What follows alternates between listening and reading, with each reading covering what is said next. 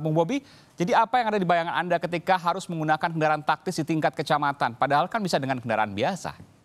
Jadi begini, utamanya adalah kemampuan infrastruktur mobilisasi di tingkat teritorial itu harus dipenuhi dulu. Itu yang paling utama. Ya. Jadi ini sampai hari ini kendaraan taktis 4x4 itu belum ada di seluruh Koramil. Itu data yang sekarang. Nah, dari kalau kemampuan mobilitas di fungsi teritorial ini terpenuhi, itu bisa melayani hal-hal yang tadi saya sebutkan. Tadi misalkan itu diperlukan untuk penanganan COVID. Penanganan COVID itu kan bukan hanya mengangkut alat kesehatan. Kalau misalkan ada lockdown seperti yang sekarang, kesiapan dari 4 provinsi sampai 26 kabupaten itu kan juga memerlukan kendaraan taktis. Nah, lantas dengan uang segitu, harga maung itu kalau kita ke dealer saja di sini hanya bisa dapat mobil 4x4 kelas sipil. Nah, jadi berdasarkan hal-hal tersebut, yang utama adalah memenuhi postur infrastruktur mobilitas di teritorial dulu, sebagaimana fungsi teritorial TNI. Bung Hairul Fahmi? Ya.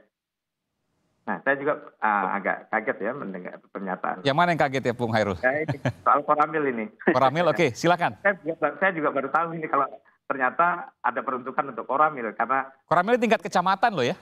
Iya, yang saya dengar sebelumnya kan ini terkait untuk kendaraan operasional ya di tingkat batalion dan kompi gitu ya. Artinya ini masih make sense lah, ini pasukan gitu ya. Oke. Tapi kalau tingkat Koramil pada masa Orde Baru pun yang saya kira pada waktu itu kita masih kepentingan kebutuhan militer masih tercukupi dengan lebih baik daripada sektor yang lain ya. Itu saja tidak wow ini gitu ya, pengadaan. Anda mengatakan tidak se ekstrim ini? Iya. Itu kan postur ideal. Tapi saya tanya Bung Bobi, betul memang peruntukannya untuk Koramil, ada rencana ke sana? Belum, tapi ini kan postur ideal yang saya bilang tadi. Kalau postur ideal, setiap di tingkat Koramil pun harus ada kendaraan taktis. Tapi sempat dibahas untuk kemudian dilengkapi artinya kan? Ini udah cuma 500 4 tahun pula. Ya nggak mungkin lah. Tapi makanya kan kita ngomong dari postur ideal dulu. Karena postur ideal ini memerlukan dana yang sangat besar, yang saya rasa sampai 2024 kita masih belum bisa memenuhi 1,5% PDB tersebut. Ya sekarang dengan 500 itu peruntukannya mungkin lebih prioritas di tempat-tempat yang nanti diperlukan. Misalkan nanti ada food estate. Tetapi intinya kami mendukung pengadaan tersebut karena satu, selain itu industri lokal, juga pemenuhan postur sampai ideal tadi, yang tadi itu. Sampai tingkat Koramil tadi. Silakan Bung Hairul Fahmi. Ya, yang belum didiskusikan, oke, itu terkait industri dalam negeri ya. Tapi kita masih juga tahu paling tidak di tahap pertama ini Rantis Maung ini masih menggunakan engine dari luar impor ya. Iya. Impor. Artinya kalau kita bicara target industri dalam negeri, termasuk juga dalam hal kemandirian alutsista, ini saya sangat concern pada dan sangat prihatin sebenarnya bahwa porsi anggaran riset kita masih sangat kecil. Saya masuk ke itu dulu, fokus dulu ke Koramil, Bung Hairul. Apakah postur ideal betul bahwa harus ada kendaraan taktis militer di tingkat Koramil?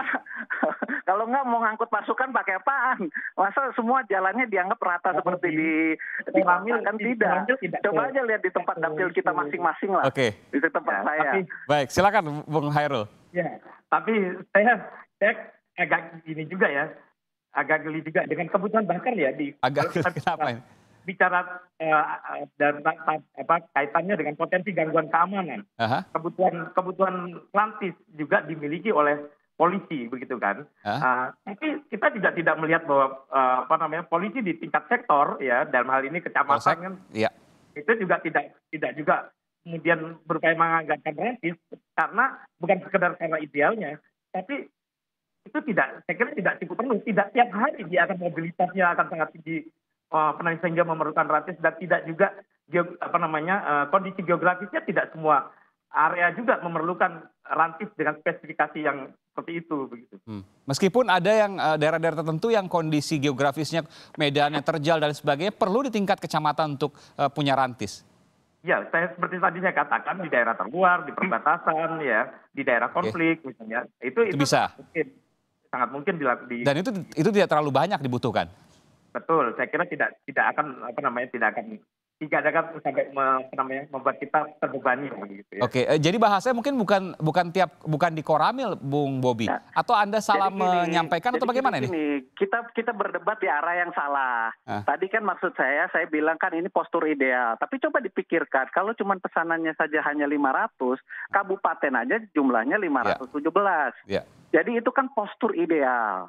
Tetapi yang nanti akan disampaikan di nota keuangan kita juga akan lihat mau belinya seberapa banyak untuk tahun pertama ini. Jadi kita memperdebatkan yang tadi itu kan saya bilang kalau posturnya ideal. Tapi tidak ada pemerintah atau Kemhan bilang yang tadi yang saya bilang mau beli sampai ditaruh Koramil itu diperdebatkan. Orang cuma pesannya 500. Ya artinya kan kalau seandainya memang tujuannya ke arah sana, kalau seandainya memang memungkinkan, kenapa tidak begitu? Ini kan yang dipikirkan. Uangnya ada.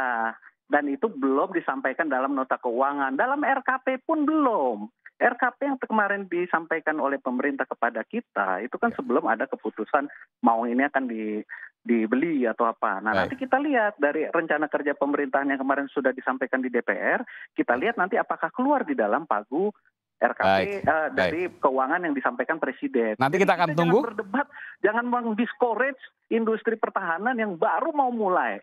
Langsung dipukul. Mau pesen 500 biji dipertanyakan. Aduh, kasihan bener industri kita. Silakan terakhir Bung Hairul. Iya, ini juga saya tadi tertarik juga karena berkomentar itu tertarik juga karena itu dianggap ideal. Bagi saya tidak ideal sama sekali.